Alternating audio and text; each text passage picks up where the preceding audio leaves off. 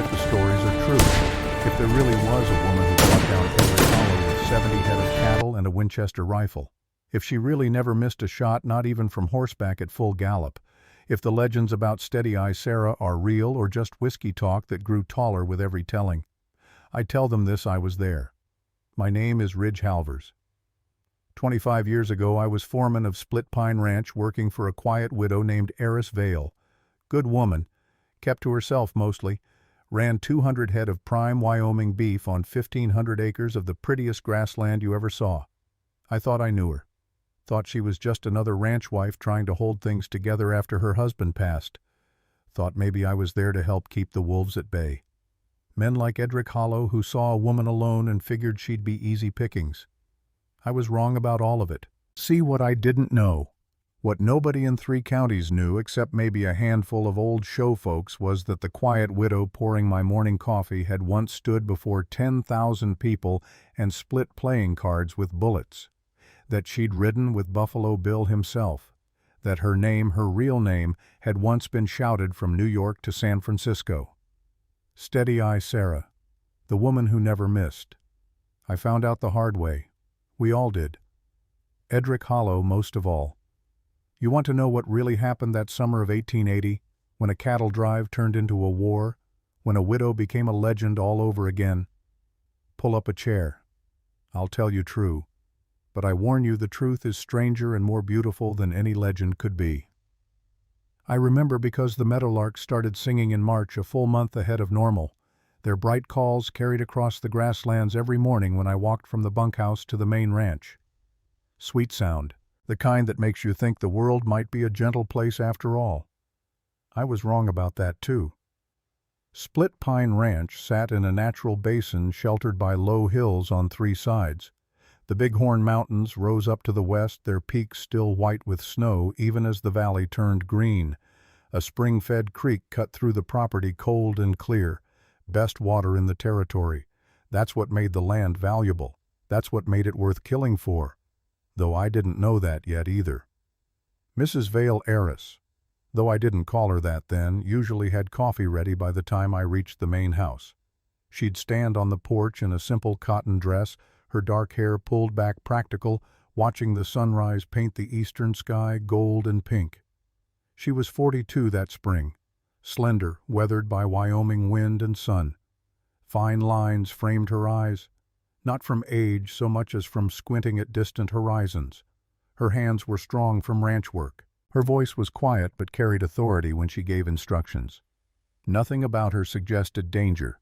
Nothing hinted at what she'd been, what she could still be. "Morning, Ridge," she said that particular April day, same as always. "Morning, Mrs. Vale." I took the cup she offered. "Stock looks good. That new bull's settling in fine." "Gravehorn's gentle for his size," she agreed. "Ish has a way with difficult animals." We stood there a moment, steam rising from our coffee, watching the day wake up.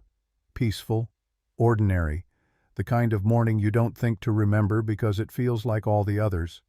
But I remember it now, because it was the last truly quiet day we had. "Ridge," she said, "I need you to ride out to the north fence line today. Check the posts near Blacktail Pass." I nodded, expecting trouble. Just being thorough. Her green eyes stayed on the horizon. "Winter was hard. Want to make sure everything's solid before summer." Made sense. That's what I thought anyway. Later I'd understand she wasn't worried about fence posts. She was mapping escape routes, planning for what was coming. But that morning I just drank my coffee and watched the meadowlarks.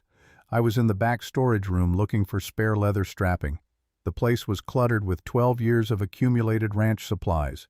Tools, tack, old saddles Bram Vale had meant to repair but never got around to. That's when I found the poster. It was wedged behind a broken saddle stand, rolled up tight and tied with faded ribbon. I almost didn't unroll it, almost put it back. But something made me curious. Maybe the ribbon too fancy for ranch storage, maybe just boredom. I spread it flat on the dusty workbench. The paper was yellowed, dated 1873. Bold letters across the top, Buffalo Bill's Wild West Show. Below that, illustrations of riders, Indians, sharpshooters. And in the center, Larger than the rest, a woman in frontier costume holding a rifle, steady eye. Sarah, the text proclaimed, the woman who never misses. See her split a playing card edge on at 50 paces.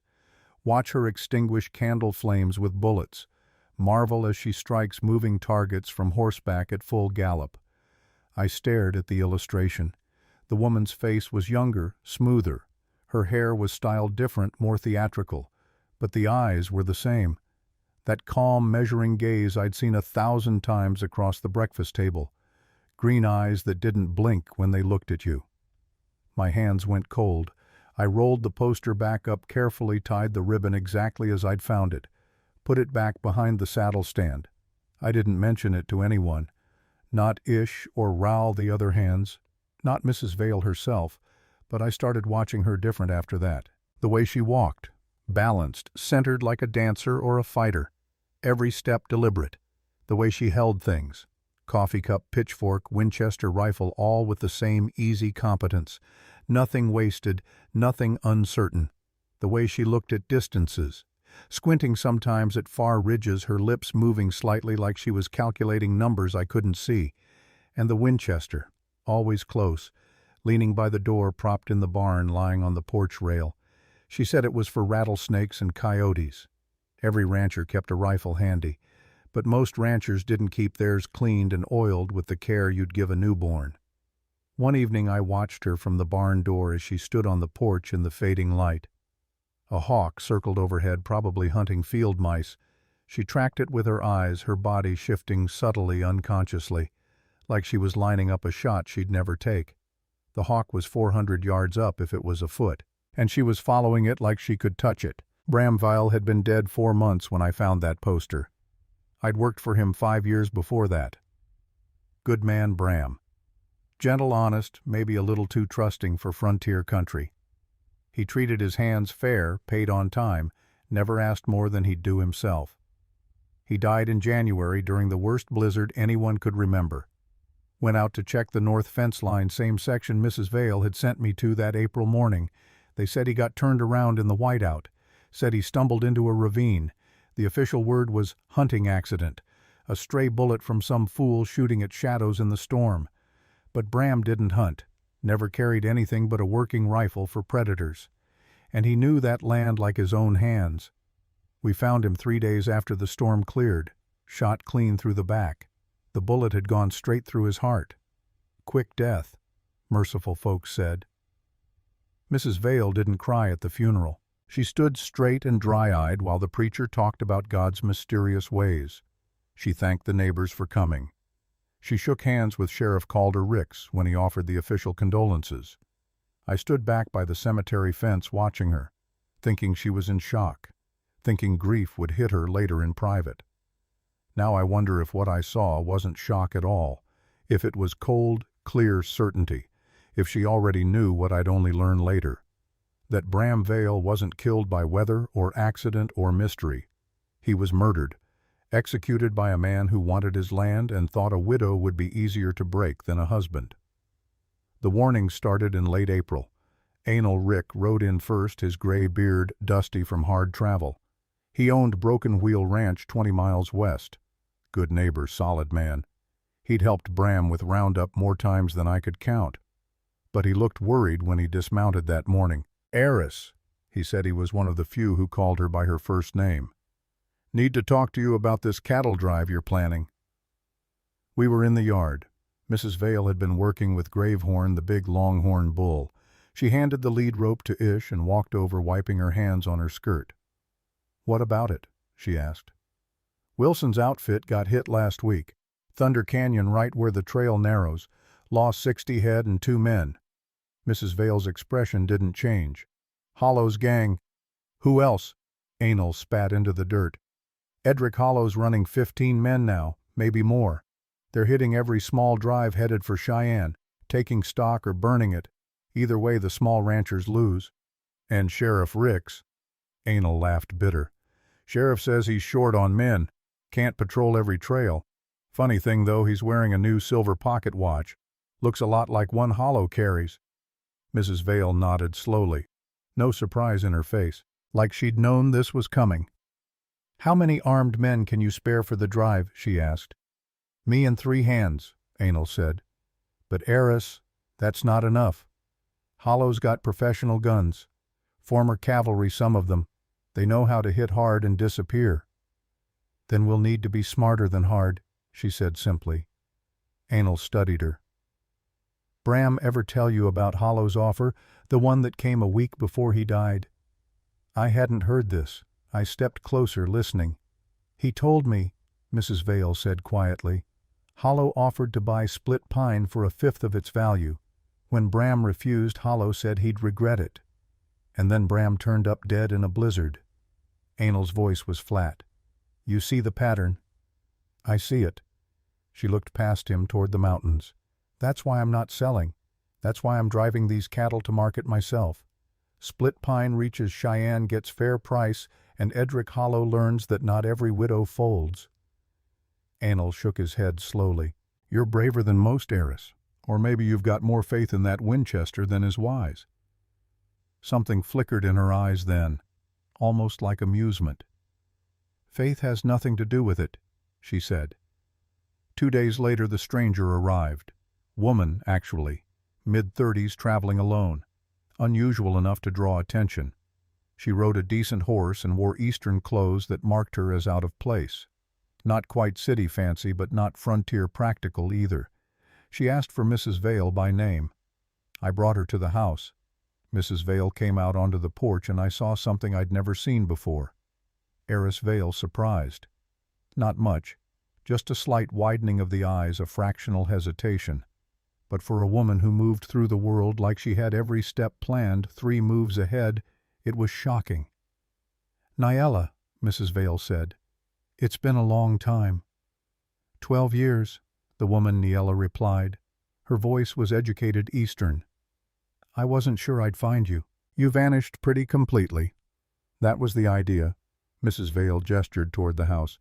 "Come inside. Ridge, that'll be all for now." I nodded and walked away. But I didn't go far, just around the corner of the house where I could hear through the open window. I'm not proud of eavesdropping, but something in Mrs. Vale's face had set warning bells ringing. This woman knew her from before Bram, before Split Pine, before she became the quiet widow, before she stopped being whoever she really was. "It's about Korik," Niella was saying. "My brother. He wrote that he had work with a cattle outfit in Wyoming. Good pay, he said. Steady employment." A pause. Then Mrs. Vale's voice, careful. "What outfit?" "That's why I'm here. When I reached Cheyenne, I asked around. Found out he's riding for a man named Edric Hollow." Silence. Long enough that I risked a glance through the window. Mrs. Vale stood very still, her back to me. When she spoke, her voice was different, harder. "Korik Dane is working for Hollow." Not a question, a statement like she was testing how it sounded. "You know him," Niella said. "I thought you might. From St. Louis back when you were with the show. He talked about you sometimes. Said you taught him more than anyone else ever had." "I taught him to shoot," Mrs. Vale said quietly. "I taught him focus, discipline, patience. I didn't teach him to use those skills to terrorize honest ranchers. He's not a bad man, Aris. He's hunting for the man who murdered my husband." The words came out flat final. "That makes him my enemy, Niella, no matter what he was before." I heard chair legs scrape. Niella's voice rose slightly, pleading now. "That's why I came. To warn you. Korik's been asking questions about local ranches. About you specifically. When he realized Aris Vale was Aris Mitchell, when he understood who you'd become, his whole manner changed." "Changed how?" He got quiet. Wouldn't talk about the assignment, just said he needed to think. "Aris, I don't know what Hollow's planning, but Korik's involved, and he knows who you are, what you can do." Another long silence. "Thank you for the warning," Mrs. Vale finally said. "You can stay the night. Roads aren't safe after dark." "What are you going to do?" "What I have to. I'm driving my cattle to Cheyenne. If Korik and Hollow's gang try to stop me, they'll learn some lessons are never forgotten."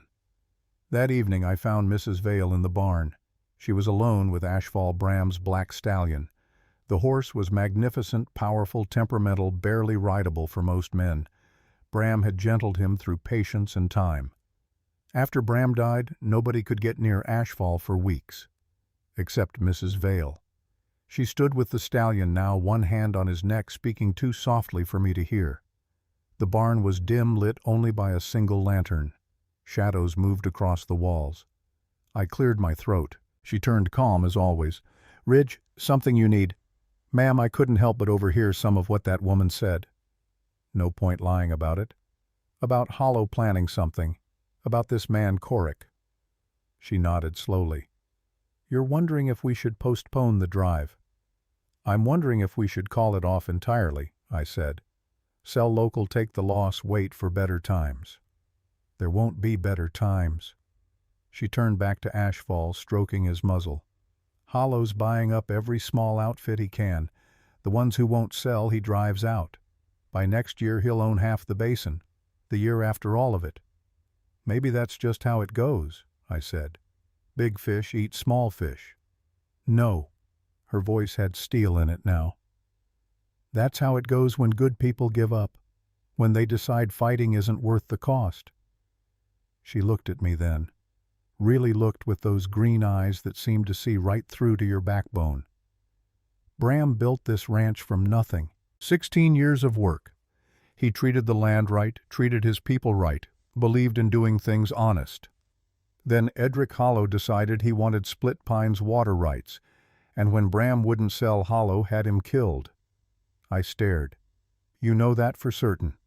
"I know it the way you know winter's coming when you see geese flying south. I can't prove it yet, but I will." "How?" She smiled. Thin, cold smile I'd never seen before. "By refusing to disappear. By driving these cattle to market and getting fair price and showing Hollow that murdering one Vale doesn't mean he gets to steal what Bram built." She paused.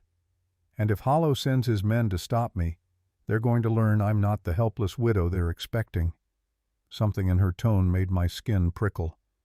"Ma'am," I said carefully, "that woman Niella mentioned you being with some show in St. Louis."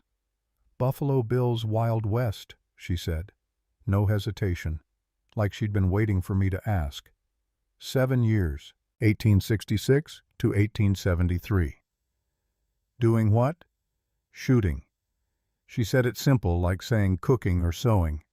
Trick shooting, they called it, though there wasn't much trick to it, just practice and math and not flinching. I thought about the poster, about the woman splitting cards and hitting candles. "You were good at it," I said. "I was the best." No pride in her voice, just fact.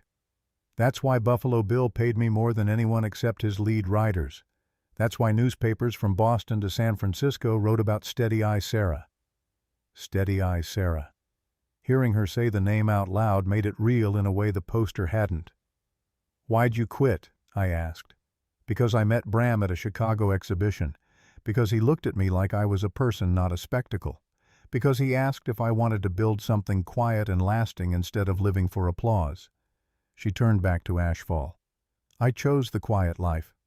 Chose to be Mrs. Bram Vale instead of Steady Eye Sarah. Thought I could leave that part of myself behind. But you can't." "No," she agreed. "Turns out you can't bury who you are just by changing your name. And right now Edric Hollow needs to meet both women, the widow and the shooter, because one of them won't give up what's hers, and the other one never misses." The next morning Mrs. Vale called us all together in the yard. Me, Ish, Raoul, young Ven, who'd just hired on that spring. We stood in a loose circle while she laid out the plan. "We're driving the herd to Cheyenne," she said. 200 head. We leave in 1 week." Ven started to object. She raised a hand. "I know the risks.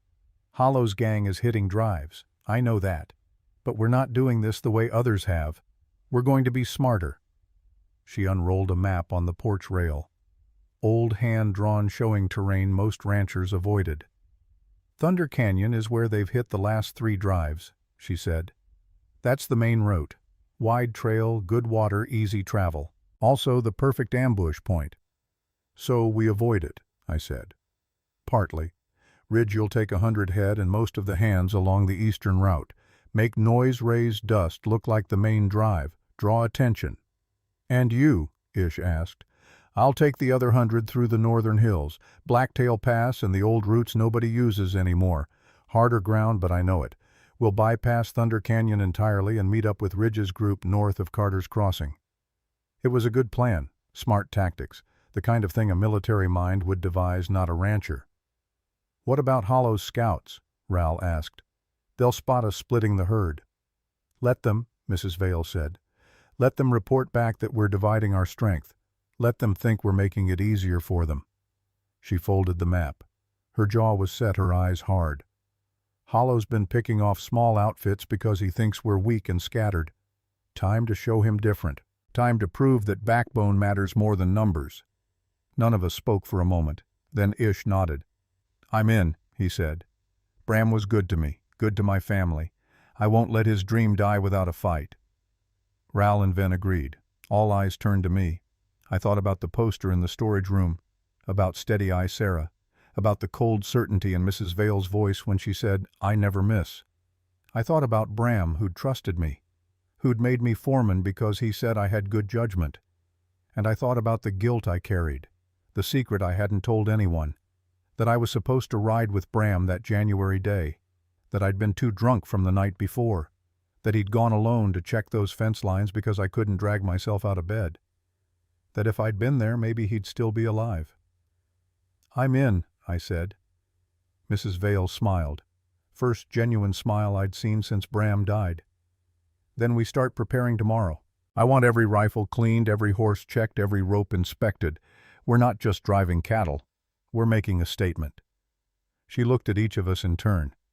"Edric Hollow thinks he can take what he wants from people who won't fight back. We're going to teach him a lesson the hard way, that some people don't break, they just reload." Sitting here now, 25 years later, I can still see that moment. Mrs. Vale standing on the porch in her simple dress, morning light catching her hair, looking like any frontier widow trying to survive another season. Nothing threatening about her, nothing to suggest danger, except the Winchester leaning against the porch rail, and those green eyes that never blinked. I didn't know then what was coming, didn't know about the crossing, the ambush, the confrontation with Corrick Dane, didn't know how close we'd come to dying in those Wyoming hills, didn't know that before it ended I'd see Aris Vale become Steady Eye Sarah one more time, and didn't know that the quiet widow would turn out to be the most dangerous person in 3 territories. But I knew one thing sitting there in the April sunlight watching her outline the plan. Whatever happened next, it was going to be a hell of a story. You want to know when everything really changed? When I stopped seeing Aris Vale as a woman who needed protecting and started understanding what she truly was. It wasn't the day I found that poster, wasn't even the day she told us about Buffalo Bill and Steady Eye Sarah. It was 3 weeks before the drive, late at night when I discovered what she'd been doing in secret since Bram died, what she'd found in that bullet. I couldn't sleep that night. Happens sometimes when your conscience won't let you rest. I'd been dreaming about Bram again. Same dream I'd had 100 times since January. Him standing in the snow calling my name, me too far away to reach him. The crack of a rifle shot. Him falling. Me waking up with my heart pounding and the guilt sitting on my chest like a stone. It was past midnight. I pulled on my boots and coat figuring I'd walk it off. Sometimes the night air and the big sky helped, made me feel small enough that my failures didn't seem so large. The main house was dark except for one window, the barn. I saw the lantern light spilling through the cracks in the barn door, and my first thought was fire. My second thought was thieves. But then I heard the sound, metal on metal, precise, rhythmic, someone working with tools. I crossed the yard, quiet, pushed the barn door open, slow. Mrs. Vale sat at Bram's old workbench bent over something small. Her hair was down loose around her shoulders. I'd never seen it that way before. She wore a simple nightdress with a shawl wrapped around her shoulders against the cold. Spread on the bench in front of her were things that made my blood run cold. A bullet, split open, dissected like a doctor might cut apart a body to see what killed it. calipers for measuring, a magnifying glass, papers covered in notes and numbers, and beside them a book I recognized. Bram's journal. She must have heard me because she looked up. No surprise in her face, like she'd been expecting me. "Can't sleep either?" she asked. I stepped closer, looking at the workbench. "What is this?" "The truth." She picked up the bullet fragments carefully. "This is what killed Bram."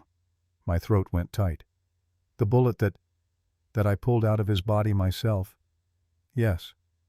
Her voice was steady, clinical. "The doctor wanted to leave it in, said there was no point, but I insisted."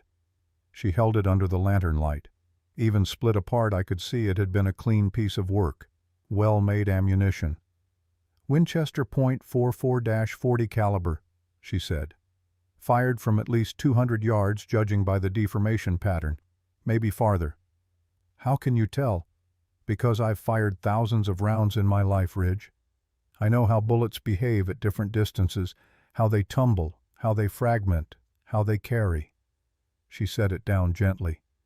"This shot was taken in a blizzard, near zero visibility, high wind, freezing temperatures that affect powder burn and trajectory."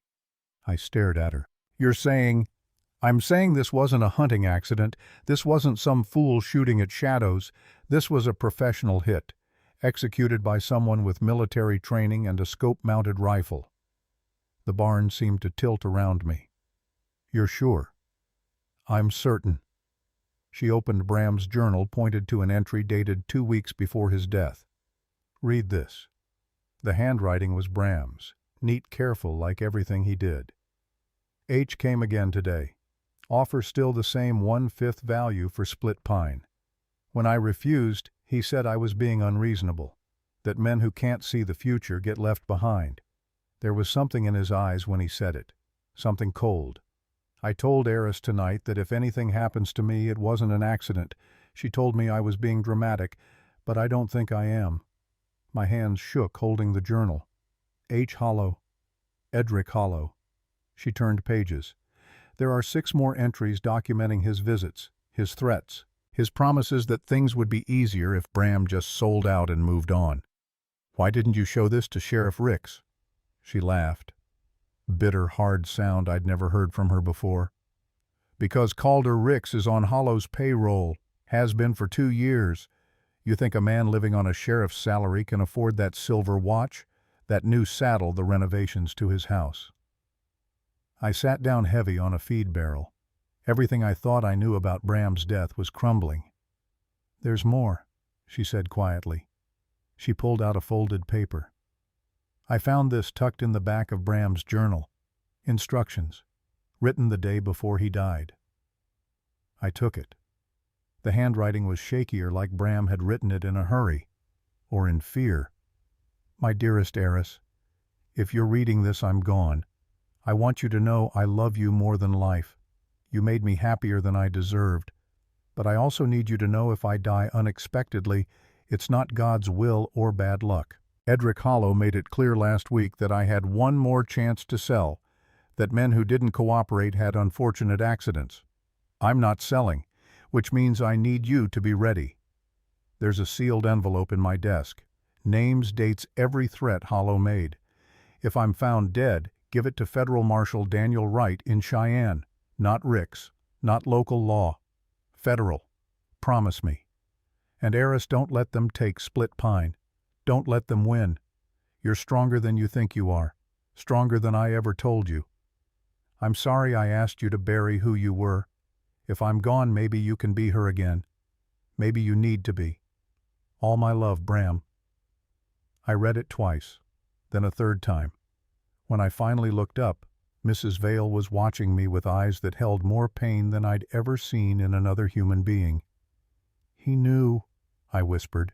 "He knew they were going to kill him.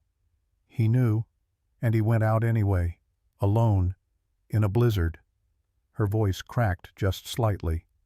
"Because that's who Bram was. He believed in doing what was right even when it was dangerous, even when it might cost him everything.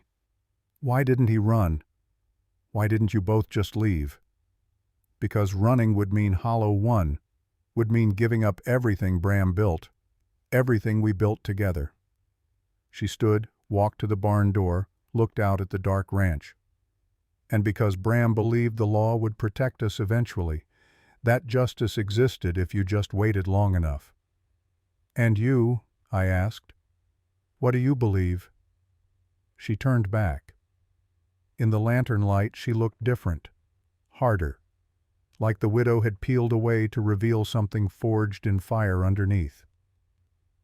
"I believe justice sometimes needs help arriving. I believe some men only understand one language.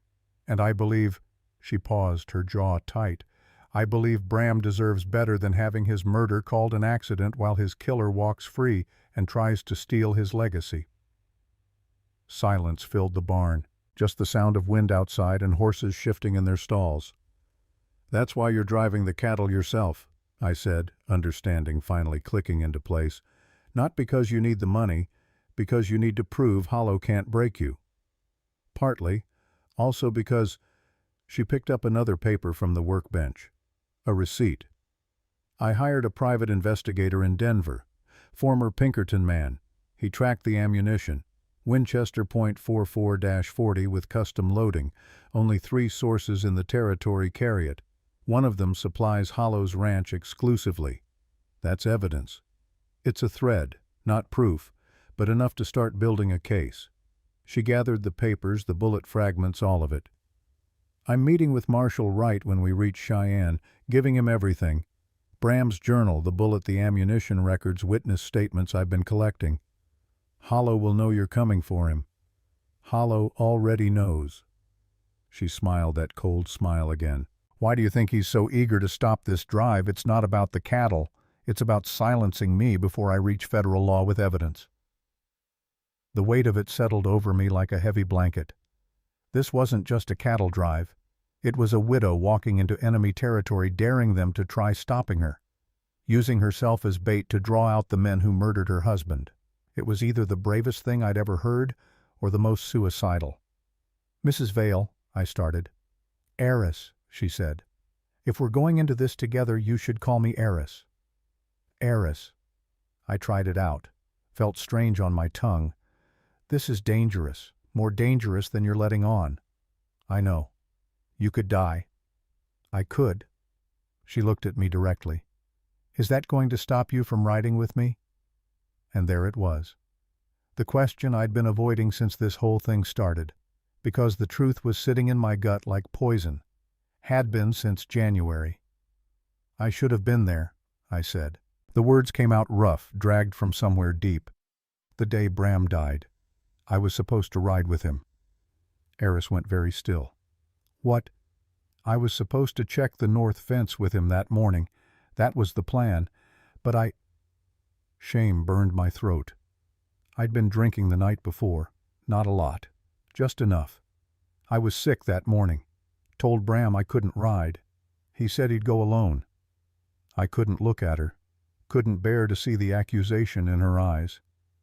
"If I'd been there," I continued, "maybe I'd have seen the shooter. Maybe I could have warned him. Maybe—" "Ridge." Her voice cut through my spiral. "Look at me." I forced myself to meet her gaze. "You think you could have saved him?" she said. "I think I might have." "You're wrong." She picked up Bram's journal, flipped to another page I hadn't seen. "Read the last entry, the one he wrote the night before he died." I took it with shaking hands. "Tomorrow I check the north fence. Ridge offered to come, but I told him I'd go alone." He looked relieved. "Good.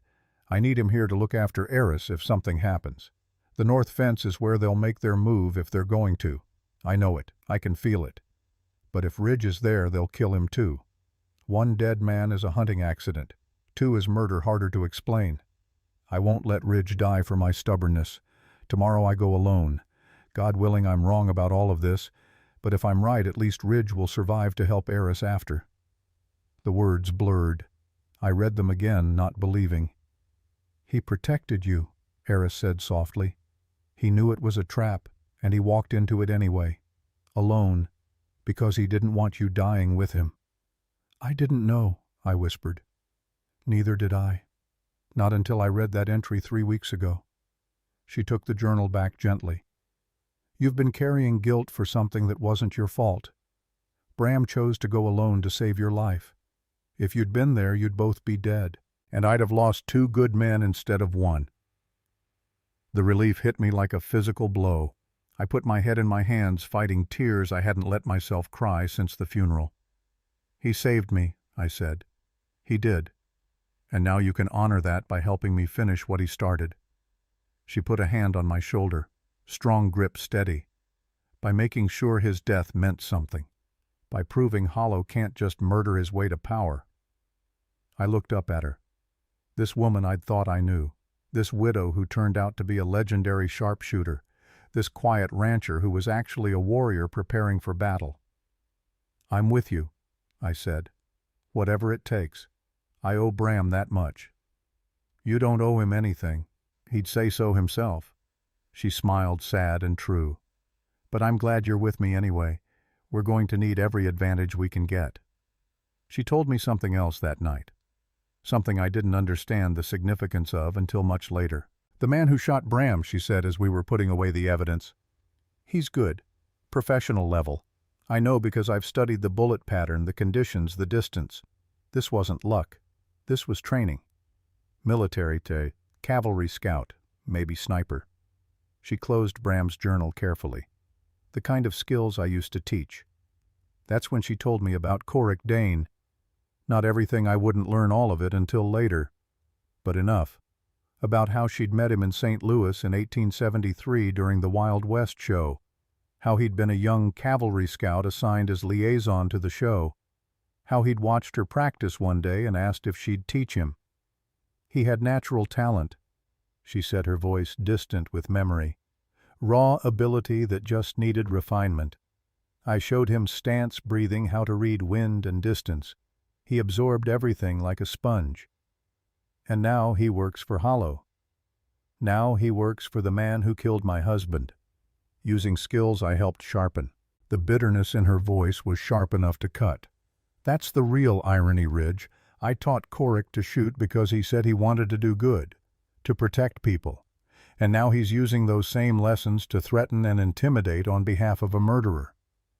Maybe he doesn't know what Hollow did, I offered. Maybe. Or maybe he doesn't care. She locked the workbench drawer that held all the evidence. Either way, if Corrick comes for us, I'll have to face him. Teacher and student, the thought makes me sick. Can you do it if it comes to that? She didn't answer right away. Just stood there in the lamplight looking smaller somehow, vulnerable in a way I'd never seen. I don't know, she finally said. I hope I don't have to find out. Sitting here now, I see that night as the turning point. Not just because I learned the truth about Bram's death, not just because Aris absolved me of guilt I'd been drowning in, but because it was the moment we became real partners. The moment the widow and the foreman became 2 people united in purpose, fighting not just for a cattle drive but for justice, for truth, for the idea that good men like Bram shouldn't die unavenged, and because it was the last quiet moment we'd have for a long time. The trouble came 2 days later. I was in the north pasture with Ish counting calves when we heard the shots.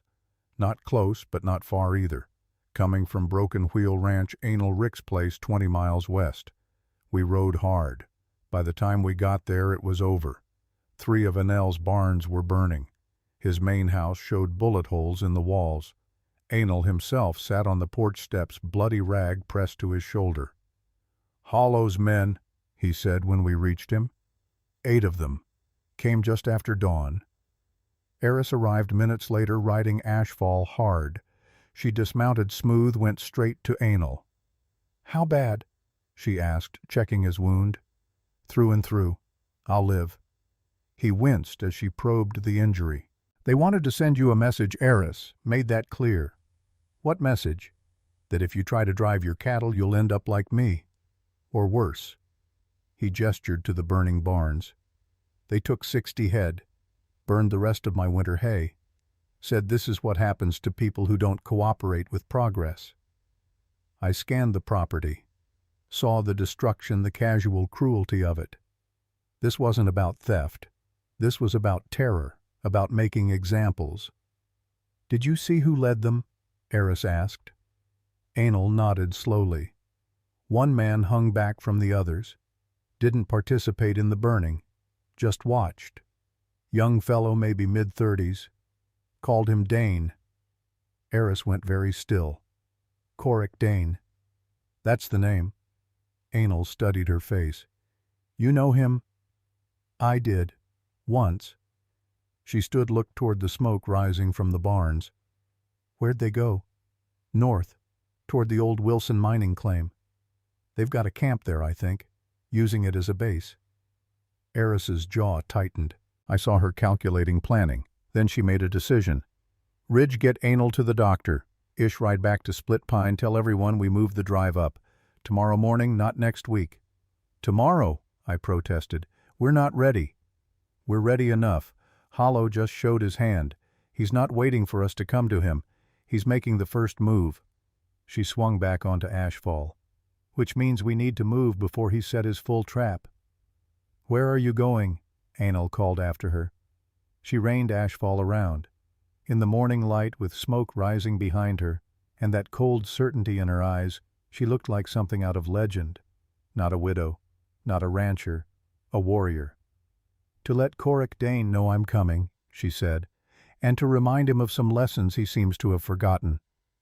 She rode north before any of us could argue, and I sat there on my horse watching her go, knowing with absolute certainty that the quiet days were over. The war had begun. I'll tell you the truth about bravery. It's not charging into danger without fear. That's just stupidity. Real bravery is being scared out of your mind and doing what needs doing anyway. That's what I saw in Aris Vale the day she rode alone to face the man she'd once taught, the man who now hunted her. And watching her ride toward the Wilson mining claim that morning, I understood something fundamental. I wasn't following a widow trying to save her ranch. I was following a woman who'd been hiding her true self for 12 years. And now, pushed past breaking, she was done hiding. God help anyone who stood in her way. I didn't let her go alone. Couldn't. Even knowing she was more capable than me with a rifle, more tactically minded, more dangerous than I'd ever be. Something in my gut said, if I let her ride off without backup, I'd regret it the rest of my life. I caught up to her a mile north of Anal's place.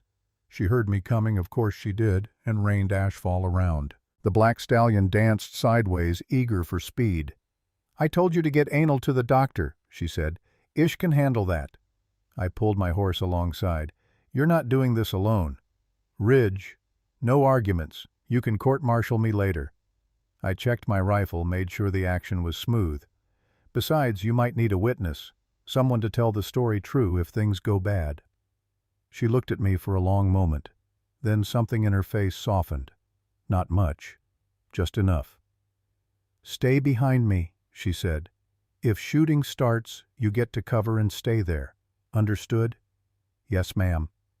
And Ridge, she turned Ashfall back north. What you're about to see, what I'm about to do, it's going to change how you think of me. Just remember, I'm still the same person. I just stopped pretending to be less. Then she spurred Ashfall forward, and I followed her toward whatever reckoning waited at the old Wilson claim. The mining camp sat in a hollow between two ridges. We left the horses a quarter-mile back and approached on foot. Aris moved through the scrub brush like smoke. No wasted motion, no sound. I did my best to follow, feeling clumsy and loud by comparison. She held up a hand. We dropped low behind a stand of rocks. Below us, the camp spread out. 8 men, like Anel said, maybe 9. Horses picketed at the south end, supply wagon, tents arranged in neat rows, military precision. At the center, a large tent that probably served as headquarters. And standing outside that tent, studying a map spread on a makeshift table, was a man I assumed was Corrick Dane. Mid-30s, like Anel described. Lean-build, cavalry posture even when relaxed. He wore trail clothes, but they fit him different than working cowboy gear. More tailored, cared for. The gun belt at his hips held a custom Remington with a carved grip. "That's him," Aris whispered. I looked at her. She was staring down at Corrick with an expression I couldn't quite read. Pain, yes, but also something else. Memory, maybe, or regret. "You taught him to shoot," I said quietly. I taught him more than that. Her voice was distant. I taught him to see, to read wind and light and distance, to understand that shooting isn't about the gun, it's about the space between you and the target, the breath you take, the moment you choose. She was quiet for a beat. And I taught him that skill without purpose is just violence, that the difference between a sharpshooter and a killer is knowing when not to pull the trigger. Looks like he forgot that lesson. No. She shook her head slowly. He remembers. That's what makes it worse. He's choosing this, choosing to use what I taught him for the wrong reasons. Below, one of Hollow's men called to Korik, pointed toward the north ridge. Korik straightened, shaded his eyes, looking directly at where we were hidden. He knows we're here, I breathed. He's known since we crested that ridge. Aris stood slowly, deliberately, making herself visible. Korik always had the best eyes in the show, could spot a rabbit at 500 yards. Aris, what are you? Staying hidden sends the wrong message. I'm not afraid of him. She stepped out from the rock, stood in plain view on the ridge. And he needs to know that. I watched helpless as she cupped her hands to her mouth. Korik Dane. Her voice carried clear across the hollow. I want to talk. The camp below went still. Men reached for rifles. Horses stamped nervously. But Korik just stood there staring up at her. Then slowly, deliberately, he raised his right hand. Palm out, the universal sign for parley. He said something to his men. They relaxed slightly but stayed alert. Then Korik started walking up the slope toward us. They met halfway. I stayed back like Aris ordered, rifle ready, scanning the camp below for any sign of treachery. But Hollow's men just watched, waiting. Korik stopped 10 feet from Aris, close enough to talk, far enough to draw if needed. For a long moment neither spoke, just studied each other. Teacher and student, past and present, everything that had been and everything that could have been. Aris Mitchell, Korik finally said. His voice was deeper than I expected, educated but with frontier roughness. Or should I say, Aris Vale now? Mrs. Vale will do, she replied evenly. I heard you'd settled down, married a rancher, gave up the show. He glanced past her, saw me. Traded steady-eye Sarah for a quiet life. I traded applause for meaning. There's a difference. Is there? Something bitter in his tone. Seems to me you just traded one performance for another. Playing the frontier wife instead of the sharpshooter. Still pretending to be something you're not. I'm not pretending anymore. Her voice stayed calm, but I heard steel underneath. Which is why I'm here.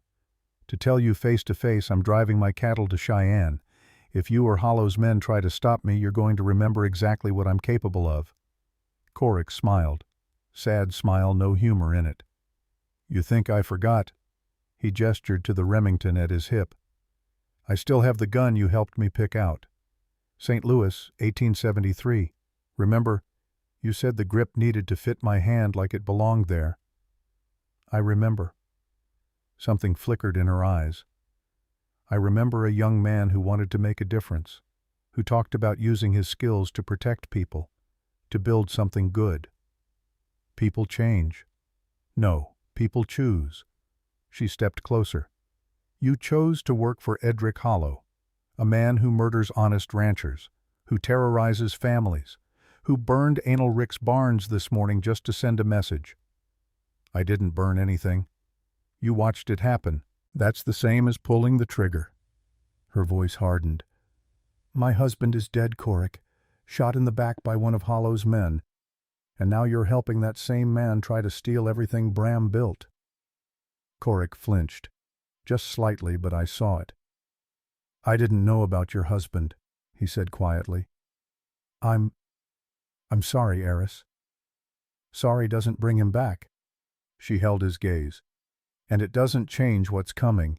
I'm taking those cattle to market. I'm meeting with Federal Marshal Wright. I'm bringing evidence of Hollow's crimes.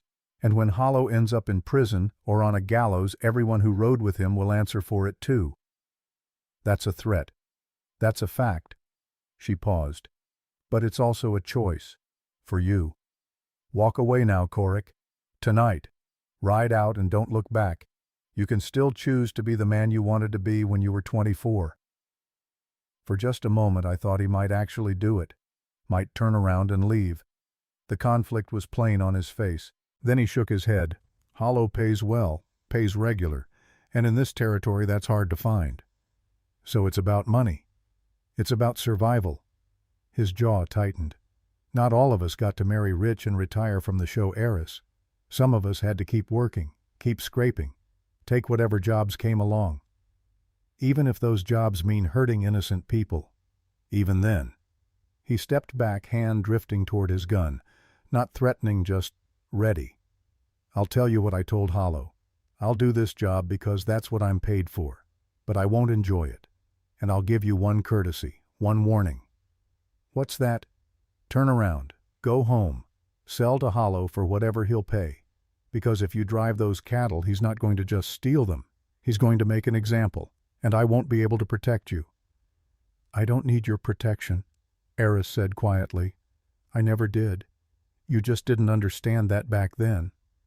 Something passed between them, some old wound reopening. No, Korik agreed. I guess I didn't. He turned to go, then stopped. One more thing, he said without looking back. When this is over, when we face each other for real, I won't miss out of respect. I can't afford to, so don't expect me to. I won't, Aris replied. But Korik, neither will I. We were halfway back to the horses when she told me. He was in love with me, she said abruptly. Back in St. Louis, when I was teaching him. I didn't know what to say, so I said nothing. He never spoke it out loud, but I knew. She stared ahead, not looking at me. The way he'd find excuses to extend our practice sessions, the way he looked at me when he thought I wasn't watching. He was young. I was something he'd never seen before, a woman who could outshoot any man alive. And you, I cared for him, as a student, as a friend. She climbed onto Ashfall. But I'd already met Bram, already knew I was leaving the show to marry him. So when Korik finally worked up the courage to say something, she stopped. What happened? I asked gently. It was the last day before I left for Chicago. Korik asked me to dinner, said he had something important to tell me. Her hands tightened on the reins. I told him before he could say it, told him I was engaged, getting married, leaving the show and leaving this life behind. How'd he take it? He smiled, congratulated me, shook Bram's hand when they met later. She turned Ashfall south. But I saw something die in his eyes that day, some hope he'd been carrying, and I think part of him never forgave me for it. That's not your fault. No, but it explains things. She urged Ashfall into a trot. When he looks at me now, he doesn't just see someone who taught him. He sees the woman who chose someone else, the life he wanted but never got. And now Bram's dead and I'm fighting to protect what Bram built, and Korik's on the other side trying to tear it down. You think he's doing this to hurt you? I think he's doing this because Hollow pays well, like he said. But I also think there's a part of him that wants to prove something, that he's good enough, strong enough, that choosing him wouldn't have been a mistake. She looked at me then, tears in her eyes but not falling. The worst part, Ridge, he would have been a good man, if he'd made different choices, if he'd let go of what he couldn't have and built something with what he could. But instead he's here, working for a murderer, using skills I taught him to threaten and intimidate. That's not on you. No, she agreed. But it still hurts. We reached Split Pine by noon. The place was organized chaos. Ish and Rahl had the cattle gathered. Ven was loading supply wagons. Anal arm in a sling, but insisting he could ride, had brought his 3 best hands like he'd promised. Aris slid off Ashfall and immediately started issuing orders. Calm, clear, precise. The widow was gone. In her place stood the tactician. Ridge, you take the eastern group like we planned. 100 head, most of the hand's obvious trail. I want dust visible for miles. And you? 70 head through the northern route. Just me, Ish, and Ral. She looked at the remaining cattle. Gravehorn will lead them. He's steady enough. That's suicide, Anal protested. 3 people managing 70 head through Blacktail Pass. It's necessity. Aris checked her Winchester, the specialized one I'd glimpsed in her trunk. Hollow's expecting a main force. He'll set his ambush accordingly. A smaller group moving through terrain he's not watching, that's our advantage. And if he figures it out... She looked at him with those calm green eyes. Then he'll learn what happens when you corner someone who has nothing left to lose except the one thing they'll die to protect. We moved out at dawn the next day. I led the eastern group like Aris ordered. 100 head of prime beef, 6 armed men supply wagon. We made noise, raised dust, looked like exactly what we were, a cattle drive heading for Cheyenne. And somewhere to the north, invisible in the broken country, Aris Vale took 70 head through terrain most folks wouldn't risk on a dare. We'd ridden maybe 10 miles when Ven rode up beside me. Ridge, riders on the ridge, north side. I looked, saw them. 3 men, maybe 4, watching from a distance. Not hiding, wanting to be seen. Hollow's scouts, I said. What do we do? Nothing. Let them watch. I kept the herd moving steady. That's the plan. They see us, they report back. Hollow thinks this is the whole drive. And Mrs. Vale?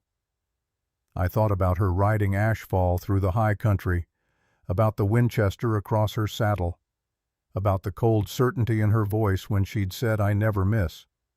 Mrs. Vale, I said, is about to remind some folks why they used to call her Steady Eye Sarah. The attack came that afternoon. We were approaching a narrow stretch between 2 ridges, good grazing on both sides, water nearby. Perfect place to rest the herd, also perfect ambush ground. I saw it the moment before it happened, the unnatural stillness, the way the birds had gone quiet. "Rifles up!" I shouted. The first shots cracked from the eastern ridge. 3 of Hollow's men positioned high, firing down into the herd. Cattle panicked, scattered. Our horses reared, but we were ready. Had been ready since leaving Split Pine. Anal and his boys returned fire, giving the rest of us time to get the herd moving, not toward the ambush, but south, back the way we'd come. "Fall back," I ordered. "Protect the stock." More shots. A bullet kicked dirt near my horse. Another shattered a wagon wheel. And then, from the western ridge, something impossible. A rifle shot. Singular. Precise. One of Hollow's men pitched backward, his rifle flying from his hands. Another shot. Second ambusher dropped. The third shooter, the smart one, went to ground. "Who the hell is that?" Ven shouted. I looked toward the western ridge. Saw a figure there. Black horse. Rifle raised. Aris. She'd somehow circled around, gotten above Hollow's ambush. And now she was picking off his shooters with the same calm precision she might use to extinguish candles. Another shot. The third ambusher's rifle splintered in his hands. Then she was riding down the ridge, Ashfall, moving like liquid shadow, Winchester firing from Horseback. I'd seen trick shooting before, seen performers at county fairs. But this was different. This was art. This was mathematics made flesh. This was a woman who understood wind and distance and timing so perfectly that she made impossible shots look easy. The remaining ambushers broke. Ran, smart decision. Aris rode up to us calm as if she'd just returned from checking fence posts. "Everyone all right?" she asked. We stared at her. Anel's mouth hung open. "That was..." Ven couldn't find words. "Adequate," Aris said simply. She ejected spent shells from the Winchester, reloaded smooth and automatic.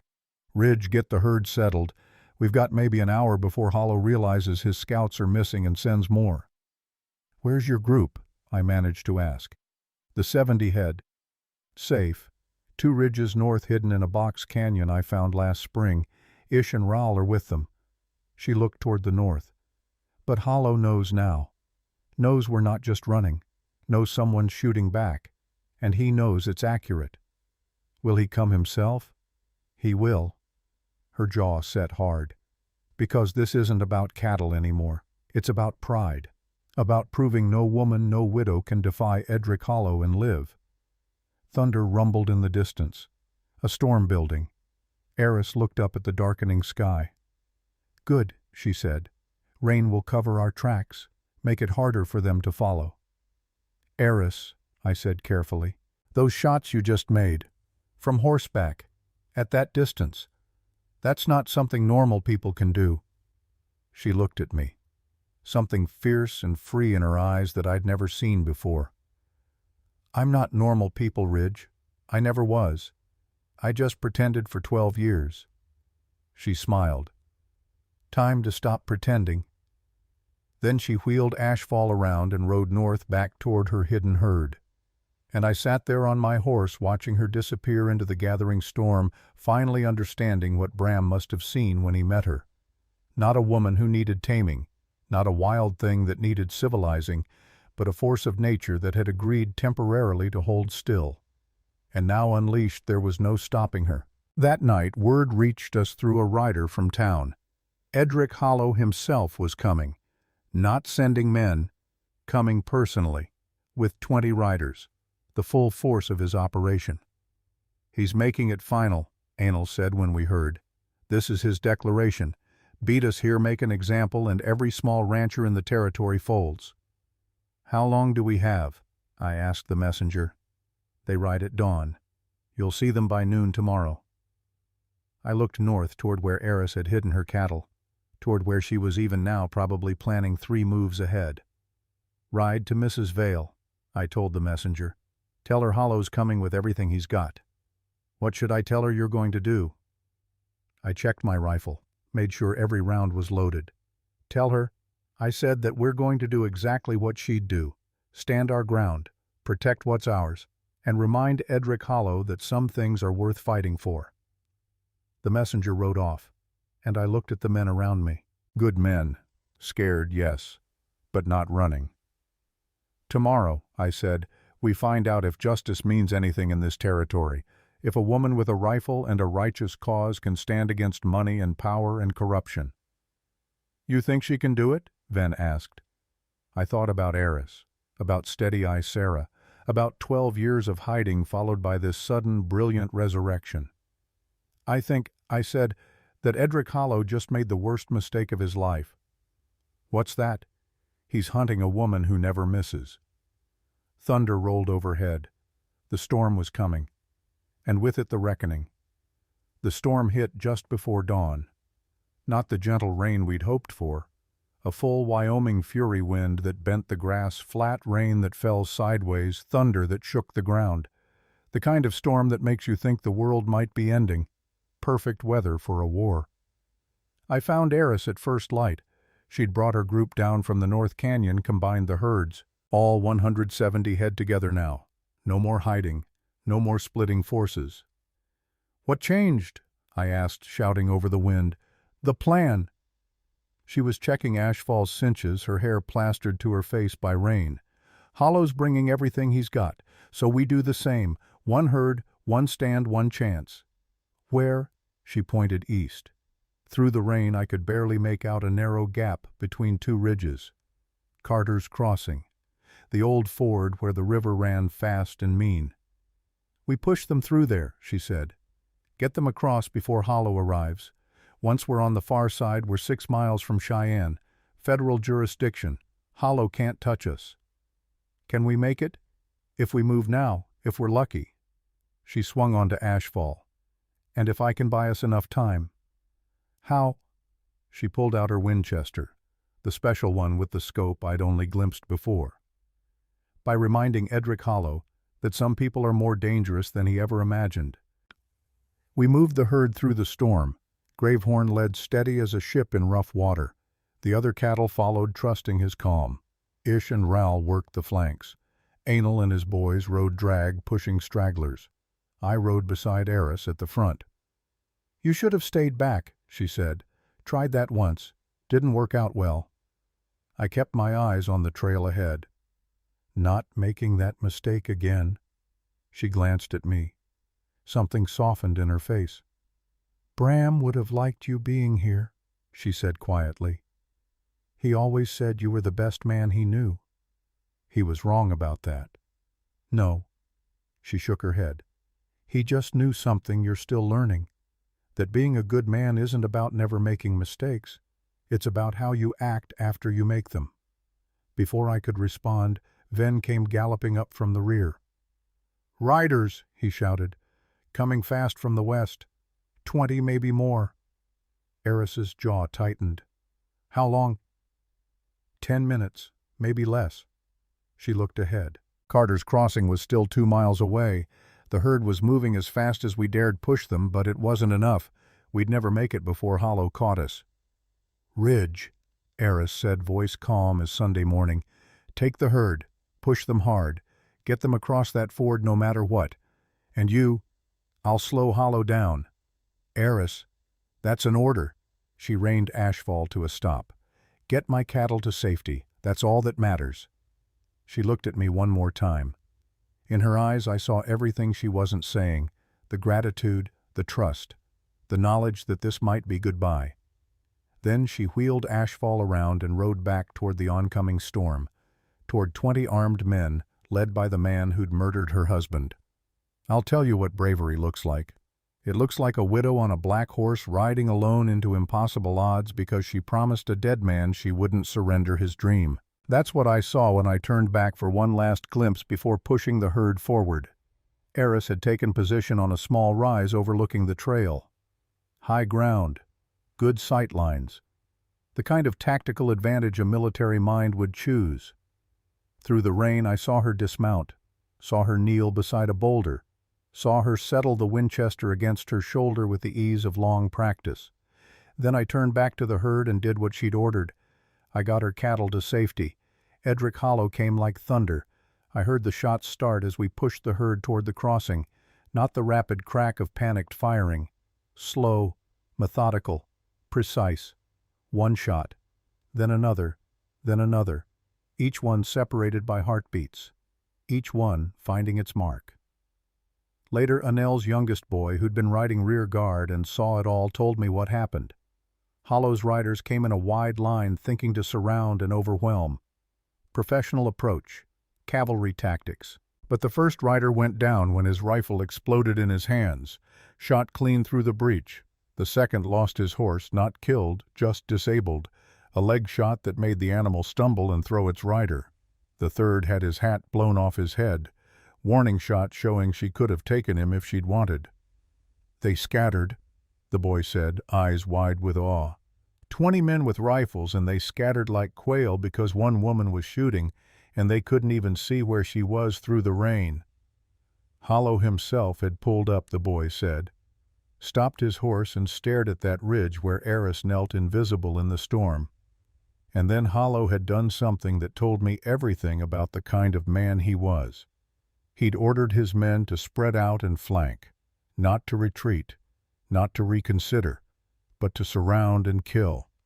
Because for Edric Hollow, losing wasn't an option, even if winning meant murdering a woman in cold blood. We got the herd across the ford, barely. The water was high from the storm running fast and mean. 3 cattle were swept away despite our best efforts, but the rest made it. 167 head of split pine beef reached the far bank in safety. I was organizing the men to push them further east when I heard it. A different kind of gunshot. Heavier, closer, coming from the ridge where I'd left Aris. Ish, I shouted. Take the herd, push for Cheyenne. Ridge what? But I was already riding back. Back across the ford, back through the storm, back toward the sound of guns, back toward Aris. I found them in a natural bottleneck between 2 rock walls. Hollow had given up trying to surround her. Instead, he'd pushed forward with overwhelming force. 10 men on foot, rifles up, advancing on the position where Aris had made her stand. She'd fallen back to the bottleneck. Smart tactics. They couldn't flank her, they couldn't use their numbers, had to come through single file. But she was pinned, trapped. I saw her crouched behind a fallen log Winchester at her shoulder. She'd fire drop back, Move position, fire again, keeping them at bay but running out of room, running out of time. I dismounted behind cover and started returning fire. Not accurate like Aris, but enough to give her breathing space. She glanced back, saw me. Her eyes widened. "Ridge, I told you." "You told me to save the cattle," I shouted back. "They're saved. Now let me help." A bullet whined past my head. Too close. Then I saw him. Edric Hollow himself stepping out from behind cover. Tall, imposing, silver-streaked hair plastered by rain. He held a lever-action rifle like a man who knew how to use it. "Mrs. Vale," he called out, voice cultured, almost friendly. "This is foolishness. Your cattle are gone. You've lost, surrender now, and I'll let you walk away." Aris stood, calm and straight in the pouring rain. "You murdered my husband," she called back. "I did what was necessary for progress. You're a coward who shoots men in the back." Hollow's face darkened. "I gave Bram every chance to be reasonable. He chose stubbornness, just like you're choosing it now." "No," Aris's voice rang clear. "I'm choosing justice, and I'm choosing to finish what Bram started." She raised her Winchester, not aiming at Hollow, aiming past him. I realized what she was doing a heartbeat before she fired. The shot struck a rope, the rope that held a pile of precariously balanced boulders above the trail. The rocks came down like judgment. Hollow's men scattered, shouting, the bottleneck filled with dust and debris. In the chaos, Aris was already moving, circling to better ground. But Hollow had moved too, faster than I'd expected. He came up behind her, rifle raised. I didn't think, just moved. Threw myself between them. The shot took me in the left shoulder, spun me around. I went down hard. Through the pain, I saw Aris wheel around, saw her Winchester come up smooth and perfect, saw her put a bullet through Hollow's rifle stock, shattering the weapon and sending it flying from his hands. Then she was standing over me, Winchester aimed steady at Hollow's chest. "Don't move," she said. Not loud, not angry, just absolutely certain. Hollow stood there, disarmed, rain dripping from his expensive coat. His face was pale. "You can't win this," he said. "Even if you kill me, my men will—" "Your men will what?" Aris stepped forward. "Look around Hollow. Look at what's left." I managed to turn my head. Through the rain and pain I saw them. Hollow's riders scattered and disorganized, several wounded, more missing their weapons, and standing on the ridge above, watching but not participating, was Corrick Dane. He caught my eye, nodded once, then deliberately turned his horse and rode away. East, not back toward Hollow's camp, away. "Your best tracker just left you," Aris said. "Your men are beaten. Your ambush failed. And in about 5 minutes, Federal Marshal Wright and his deputies are going to come over that ridge because I sent word to him 3 days ago about exactly where you'd be." "You're bluffing." "Am I?" Aris smiled, cold and sharp. "You want to bet your life on that?" As if summoned, we heard it. Hoofbeats, coming from the east. A dozen riders crested the ridge, led by a man with a silver marshal's star. Hollow's face went white. "Edric Hollow," the marshal called out. "You're under arrest for murder, conspiracy, land fraud, and about 15 other charges. Drop any weapons and get on your knees." Hollow looked at Aris, then at the marshal, then at his scattered, defeated men. His shoulders sagged. "This isn't over," he said quietly. "Yes," Aris replied. "It is." They took Hollow away in irons.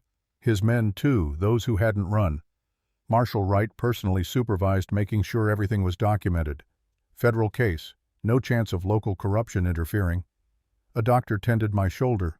"Clean through," he said. "Painful but not serious. I'd heal." Aris sat beside me while he worked, saying nothing. Just there. When it was done, when the marshal had ridden off with his prisoners, she finally spoke. "You took a bullet for me." Seemed like the thing to do. I tried to smile. Came out as more of a grimace. "You didn't have to." "Yeah, I did." I met her eyes. "Bram saved my life by going alone that day. Least I could do was return the favor to his wife." She was quiet for a long moment. "He'd be proud of you," she said finally. "And Ridge, you don't owe me anything. You don't owe Bram anything. You were there when it mattered. That's all anyone can ask." Thunder rumbled softer now. The storm was passing. We reached Cheyenne 2 days later. The cattle sold for top dollar. Every head accounted for. Split Pine Ranch was secure for another year, maybe longer. Marshal Wright took Aris's evidence, Bram's journal, the bullet, ammunition records, witness statements. "This is solid," he said. "Hollow will hang, or spend the rest of his life in prison." "I don't care which," Aris replied, "as long as justice is done." The trial came 2 months later. I was there for all of it. Watched Hollow try to bluster and deny, watched the evidence pile up, watched the jury deliberate for less than an hour. Guilty, on all counts.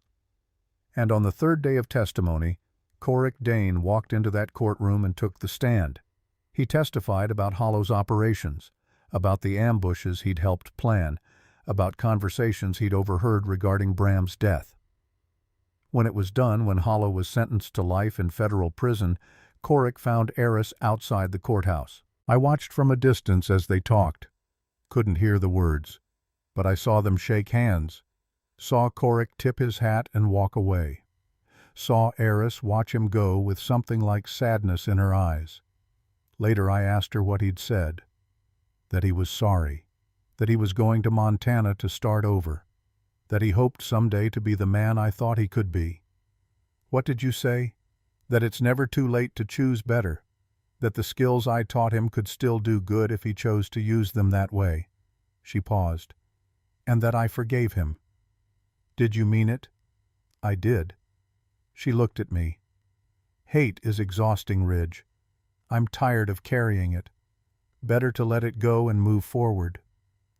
Aris ran Split Pine for another 20 years. She remarried eventually. Good man named Thomas Chen, a surveyor from California. He loved all of her, the rancher and the sharpshooter both. Never asked her to be less than she was. They were happy. She trained young women in shooting. Said self-defense was a right, not a privilege. Some of those girls went on to become lawmen, ranch owners, even a federal marshal. She testified at 3 more trials against corrupt cattle barons. Her evidence helped clean up the territory, and she never fired a shot in anger again. Didn't need to. She passed 6 months ago, peacefully, in her sleep. Thomas was with her. The funeral drew people from across 3 states, ranchers, lawmen, former show performers, women she'd trained, lives she'd touched. They buried her next to Bram like she'd asked, 2 headstones under the Wyoming sky, and she left me something in her will. I'm holding it now as I tell you this story. Her Winchester, the special one, with an inscription carved into the stock, "For Ridge, who learned that protecting someone sometimes means standing beside them, not in front of them. Thank you for being there when it mattered." A V. But that's not all she left. There was a letter, too, written in her final weeks. The journalist sitting across from me doesn't know about it yet. I open it now, read it one more time, even though I've memorized every word. "Dear Ridge, by the time you read this, I'll be with Bram again. I hope wherever we are there's good land and clear water and peace. I want you to know something I never said out loud. That day you didn't ride with Bram. It wasn't your fault. He chose to go alone because he was protecting you. I found entries in his journal I never showed you. He knew Hollow's men were watching, knew they might make their move. If you'd been there, you'd both be dead. Bram saved your life by going alone. He wanted you to survive, to help me after. And you did exactly that. So please, Ridge, let go of the guilt. Honor Bram's memory by living fully, by remembering that he loved you like a brother, that he trusted you above all others. And tell my story true when people ask, not the legend, the truth. That I was a woman who loved 2 men in different ways, who gave up fame for meaning, who learned that hiding who you are doesn't make you better, it just makes you less. Who found out that sometimes you have to fight for what's right, even when the cost is high.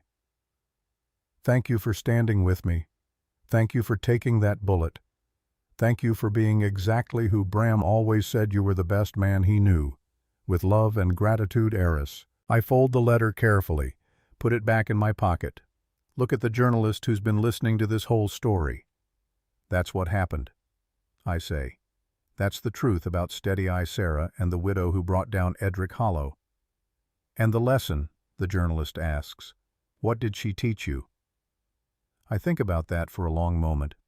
Look west toward the mountains where Split Pine still runs under new ownership, where Bram and Aris rest side by side. She taught me that strength isn't about never being afraid. It's about being afraid and choosing courage anyway. That burying who you are doesn't make you better, it just makes you incomplete. And that sometimes the quietest people are the ones who change everything. I stand picking up the Winchester. She taught me that legends are shortcuts. The truth takes longer, but it's worth telling. The journalist closes his notebook. Thank you for telling it. Thank you for listening. He leaves. I stay on the porch watching the sun set over Wyoming. 25 years since that cattle drive. 25 years since I watched Aris Vale become Steady-Eye Sarah one more time, and I'm still learning from her. Still understanding that the woman who never missed, she never missed what mattered most. The truth. Justice. The people worth fighting for.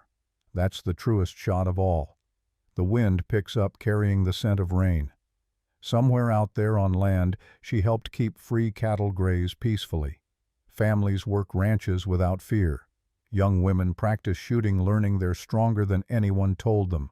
That's Aris's legacy, not the legend of Steady-Eye Sarah, but the truth of a woman who refused to be less than she was, who fought when fighting was needed, who protected what she loved with skill and courage and an unwavering hand.